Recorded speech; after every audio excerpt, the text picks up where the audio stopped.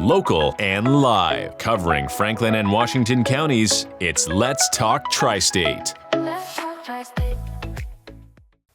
Well, good afternoon. Dan DeDona here with the Local News 1 weekly report for all the local news for Hagerstown, Chambersburg, Smithsburg, Fairfield, Waynesboro, and all of the communities that make up our local area. We're going to start off, as we usually do, with 5 things to do this weekend, the 7th of August edition, starting with a back-to-school crafts and vendor market at the Valley Mall in Hagerstown. This event features local vendors and handmade items, school essentials, treats, and other back-to-school must-haves. It'll be held Friday through Sunday, August 7th through 9th at 17301 Valley Mall Road, with hours from 11 a.m. until 8 p.m. Friday and Saturday, and noon until 6 p.m. on Sunday. So it's still a couple of weeks to go yet, but good to know that folks are thinking ahead on your behalf. Next, there will be a golden hour in the orchard out at Country Creek Produce Farm in Chambersburg. The Country Creek Produce is collaborating with Berg Brewing and Dave Munson to host a Peach Orchard Promenade, a strolling tasting experience from 6 until 9 p.m. Saturday evening on the 8th of August. It'll be at the farm, where guests can move through the peach orchards, stop at tasting stations featuring peach-inspired small plates and drinks, family tables, fresh blooms. Should be a really nice time, relaxed atmosphere, watch the sun go down. Keep your fingers crossed for sun. That'll be and a nice sunset. There have been some absolutely magnificently beautiful sunsets in recent weeks. Third on the list, music, food, and a summer evening on the greens will be set at Connicadale Golf Club as Night Fuel performs live on Saturday, the 8th of August, from 6 p.m. until 9 p.m. That's at 112 Cold Spring Road in Fayetteville. Celia's Truck Food will serve from 4:30 until 9 p.m. Parking is opening at 4:30, and organizers say the event is designed to bring the community together for a memorable night of live entertainment, food, and drinks on the golf course. Next up, an additional opportunity for school people headed back to school. A back-to-school family fun day will take place on Saturday, August 8th from 11 a.m. until 2 p.m. at the Shippensburg Fairgrounds at 10131 Possum Hollow Road in Shippensburg. This is a free event. It'll feature educational interactive exhibits, free school supplies, free entertainment, free haircuts, and free pizza. Basically, it's a free event. Should be a lot of fun. A lot of people are getting together to share resources and help families get their kids ready for school. And the fifth event, peach lovers should be heading to Leitersburg this weekend for the annual Peach Festival, which returns to the Leitersburg Ruritan at 21427 Leiters Street, Hagerstown. That's actually Leitersburg, but the address is Hagerstown. Free admission and parking. The event is celebrating Washington County's peach agricultural heritage and will run from Saturday 9 a.m. to 5 p.m. and Sunday from 9 a.m. to 4 p.m. Feature more than 100 local craft vendors, live music, family activities, and plenty of peach treats. So there you go. That's the top 5 things to do this weekend. We had 2 others that didn't quite make the cut this week. One we wanted to mention, Totem Pole, which is always bringing some great live shows to the area, is in the process of providing South Pacific, which is a musical theater classic. They got some great stars who have showed up to perform in this. That's running, it's already started running actually last week, the 31st of July, but it's going to continue through August 16th. So you got another week or so to go out there and buy some tickets and prepare to be transported back to an enduring tale of love, war, and cultural divide. A lot of different interesting facets to that. And last but not least, the public is invited to the 2026 annual Franklin County 4-H Roundup. This is a 2-day showcase of Franklin County 4-H members who have spent months raising and caring for their market animals. It's set for Friday, August 7th and Saturday, August 8th, and that'll be taking place at the Chambersburg Rod and Gun Club, home of the Franklin County Fair at 3725 Warm Spring Road in Chambersburg. There's a more detailed schedule there. There'll be, which will be wrapping up with a livestock sale on Saturday evening, but all different kinds of categories. See what the kids have put together for you, and should be a really great time. So that's it for the 5 things to do. We're going to shuffle into, we're going to go a little more rapidly than we have in some recent times, because there's been an awful large number of things that have happened in the past 2 weeks. Unfortunately, I had to attend a brother-in-law's funeral last week, so I was unavailable to provide it. But we'll see if we can't squeeze this in a reasonable period of time. First off, in Chambersburg, the Franklin County Regional Airport is getting a $2.7 million, I think it's a grant, for an aviation community center at the airport, which is out near Wilson College. Now, this is actually an interesting turnabout, because as a pilot for years and years and years, the Chambersburg Airport was pretty quiet. They had some skydivers. They didn't have any fuel.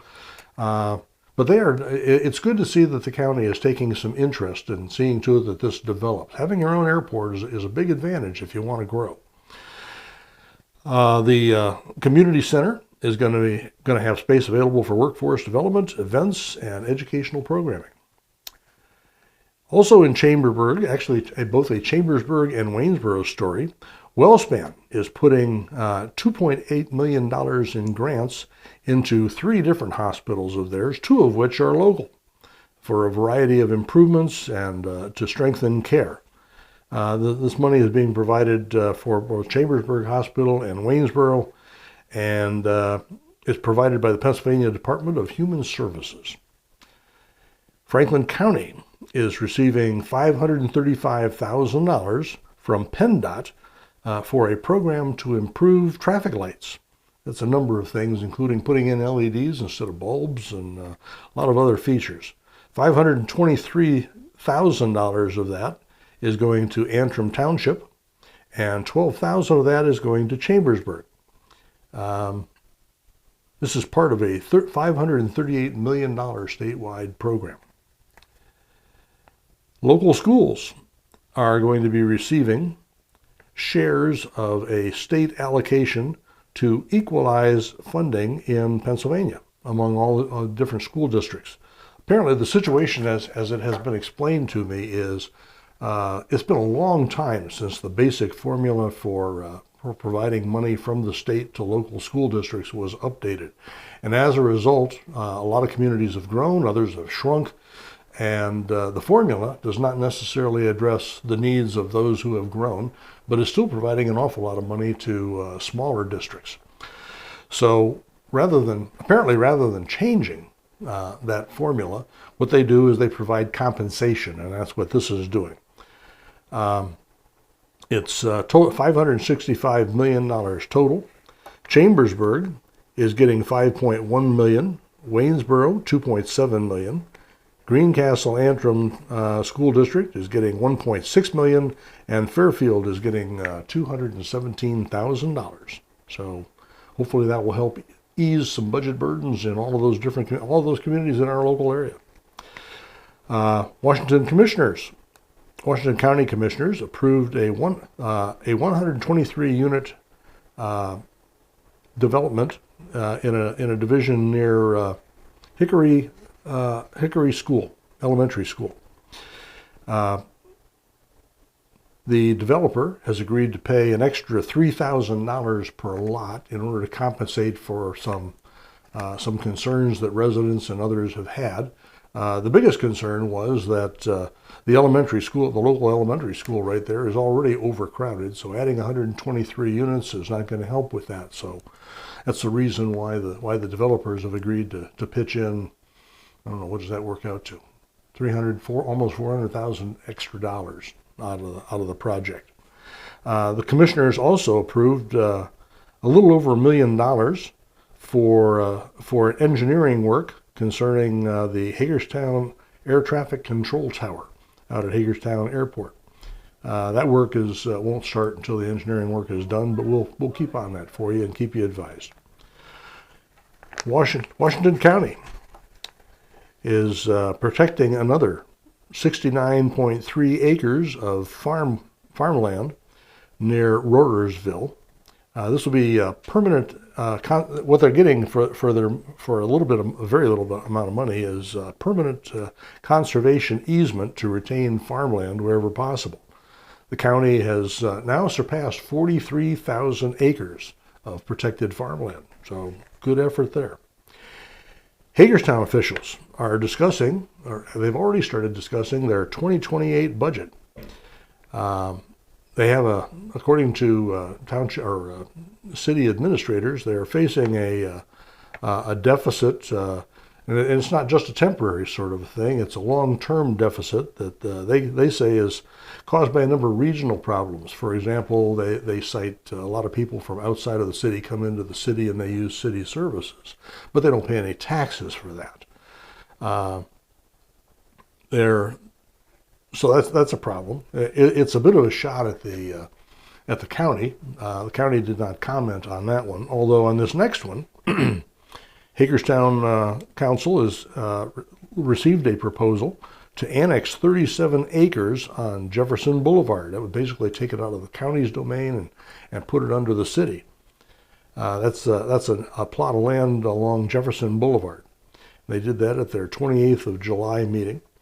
Of course, one of the benefits for Hagerstown City is this will add to their tax base, help deal with that long-term budgetary problem that they were talking about. It also provides, according to supporters, a logical growth pattern in that vicinity around Hagerstown. Now, this is where the Washington County Commissioners indicated their opposition to this sort of thing. Their lawyer apparently showed up at the city council meeting and says, we're supposed to be coordinating on these things like partners for these sorts of things that happen. And nobody's contacted us about any of this, so this is all a very big surprise. We'll have to see how that develops. They seem to work very well together almost a year ago when they were looking at not allowing homeless people to camp in public spaces. There was some concern that they might get into a big fight over that, but as it turns out, they came up with some pretty good legislation.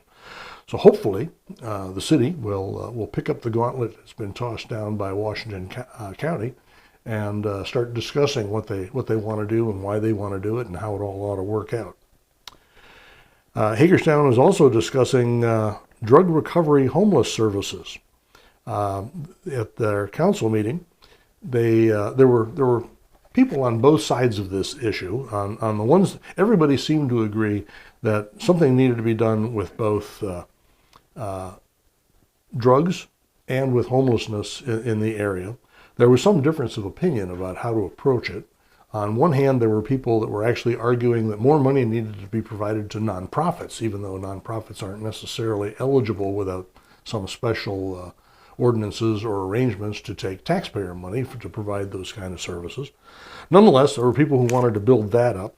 The other side of the argument basically said, we've already been spending quite a bit of money on just those services, and in spite of that fact, we see an increase in both drug use and homelessness throughout our area. So the City Council did not take any action on that, but it's simmering. One of the places where you can see this same kind of a problem emerging is in the Hagerstown Corrections Center out at Roxbury, where there have been recent reports of violence. Several prisoners have been found murdered or stabbed in their cells. They're also having the same kind of problems that Franklin County is having with respect to recruiting and retention of staff, as well as the safety of those people that they do hire to go in there. So there's going to be more on that. we had reported on, actually our Dargan boy had reported on his concerns about the Maryland situation about 2 weeks ago, citing some of the same problems and indicating that, look, if you're gonna run jails, you need to run jails in a professional and competent fashion. So if it's going to take more pay or more money, you're probably going to need to get yourself adjusted to that, because the alternative of leaving people out on the streets just doesn't work really well. In Shippensburg, they have a program called Shippensburg Goes Purple.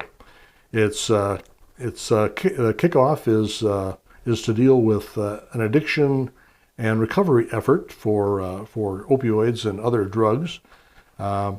This meeting is going to take place on the 29th of August in Veterans Park.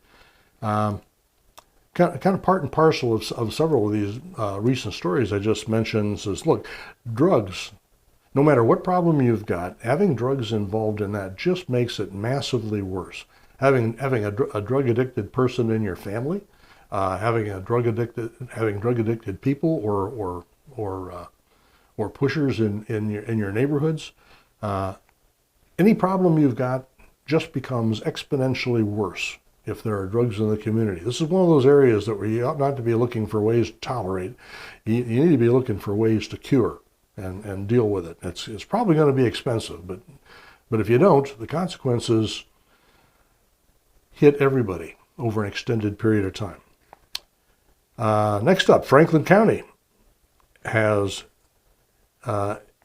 ordered a forensic probe of the Washington Township tax collector for the period from the 31st of January 2021 to the present.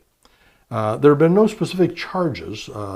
Apparently, what our reporter indicated was when they order an audit of this kind, they have some perhaps circumstantial evidence that there might be something there that's peculiar. So there are no charges. There's no suggestion that the current tax collector is doing something illegal, but apparently there's enough circumstantial evidence there to suggest that they need to take a look just to make sure. Okay, so that's what's happening there. And in Chambersburg, Interstate 81 is going to be getting some patching beginning on the 9th of August. Now all this work is going to be taking place for 6 consecutive nights. It's all supposed to take place at night from 7 in the evening until 6 o'clock in the morning. And it will be affecting the northbound lane of Interstate 81. So keep an eye out for that. We have a lot of things that happened, and not all of it is necessarily good news. Under police and fire news, on the 27th of July, police arrested 33-year-old Kyron Sapp Jr. of Hagerstown for shooting a 26-year-old man. He is facing multiple charges for doing that, and he is still incarcerated. In Waynesboro, also on the 27th of July, emergency crews responded to a shooting near the Appalachian Trail. Now, it turns out that, yes, a weapon was fired. No, it was nobody was injured. In fact, they subsequently found out that it was an accident. So, it was later announced that there was no threat associated with that. But people are getting on edge, responding to these things. On the 5th of August, a Hagerstown man by the name of Jeremy Spikes, age 27, was arrested on the 5th of August for trafficking, rape, and assaulting a 14-year-old girl. I can't imagine what brings you to conclude that you can actually do something like that. That's just horrible. In Chambersburg, police are seeking a 22-year-old man, Kevin Pierre Charles, and a team accomplice for armed home invasion in the 400 block of Franklin Street in Chambersburg. That event took place on the 23rd of July. There's evidence that the police are asking for anybody who can help them to pinpoint these two people so they can deal with that, and hopefully it won't take place in the future. Waynesboro's fire crews extinguished an attic fire on East 4th Street in Waynesboro. It was caused by storm damage. Fortunately, there were no injuries associated with that event. Also in Waynesboro, emergency crews responded yesterday, the 6th of August, to a crash at East Main and Enterprise Streets. A pedestrian was medevaced out, and we have no additional information on that. Hopefully we'll get a follow-up here as this evolves. In Hagerstown, 2 adults were arrested on the 8th of July for serious injuries to a 3-year-old infant. Dante Nova and his wife Isabel were charged with child abuse, reckless endangerment, and others. They're being held without bond in the Washington County Detention Center. And heads up for everybody driving in Pennsylvania, you should be aware that the state police are letting everybody know that they are going to be setting up DUI checkpoints in Franklin County throughout the month of September. So, forewarned is forearmed. Even if you're in Maryland and you're driving through Franklin County, be advised. DUI checkpoints. Shifting to people news. Chambersburg Post 46 Legion baseball team made it to the Legion championships. Unfortunately, they got to the final game, but they fell to Greater Pittston in the final. But great effort. If you don't know, Legion ball is some of the best ball outside of minor league baseball that you're ever going to see. These are guys that played high school ball, and only the best of all the high school players get picked up for Legion during the summer. So if you have an opportunity to go out to some games, I know Waynesboro's got a good unit like that, and there are quite a few others in the area. Waynesboro's Derek Null was named the new basketball coach for Waynesboro High School. He is a 2011 grad. He's replacing Tom Hoffman, who contributed 26 years of very successful coaching. Waynesboro's volleyball coach, Kim Saunders, passed away quite unexpectedly on the 27th of July. She was a 1991 Waynesboro grad and had 13 years of also very successful volleyball coaching. A successor has not yet been named. In Hagerstown, the First Christian Church named 8th grade teacher Jennifer Plummer director of their youth ministry. Also in Hagerstown, Quick Copy and Quick Signs announced new ownership. This will be led by Ruben Ortega, who is following in the shoes of Barry Martins, who ran that company for 45 years and has just recently retired. You can also see, I should mention, you should also see the this fall's sports previews for our entire coverage area. That covers high schools in both, at least 4 different high school districts in Franklin County, and 2 or 3, depending on time of year, over in Maryland, in Washington County. Health news, 2 items. Meritus Medical Center was named a 2026-2027 High Performance Hospital by U.S. News and World Report for their work in abdominal, aortic, and aneurysm repair and gynecological cancer surgery. This is really highly specialized and highly skilled stuff, and to be recognized on a national basis, good effort, Emeritus. WellSpan, in the meantime, honored 17 nurses with Daisy Awards for compassionate care of patients and families. Good on you. We have a lot of other stories. Like I said, there were 122 stories in this past 2 weeks out of local news. We clearly can't cover them all. We have a story every Monday from Gruber's Almanac. Most recently, with a forecast of what's coming up for the next month or so. Local history every Tuesday. The writings of Dargan Boy.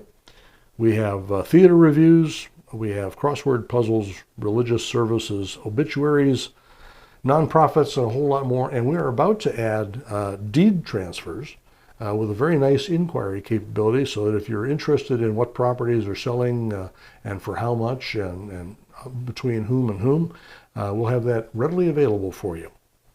We have many more stories in localnews1.org. that all reflect the constantly moving mosaic of our community. We're very proud to be the news source for Verstandig Media. You can see all the local news at localnews1.org. It's all local, no national. And although we are online, we are not social media. We actually take some time to think about exactly what we're going to publish. And with that, we're going to leave you with this week's thought of the day, again from the world of science, from a man reading a book on anti-gravity who claimed that he simply could not put it down. Bada bing. Have a great week.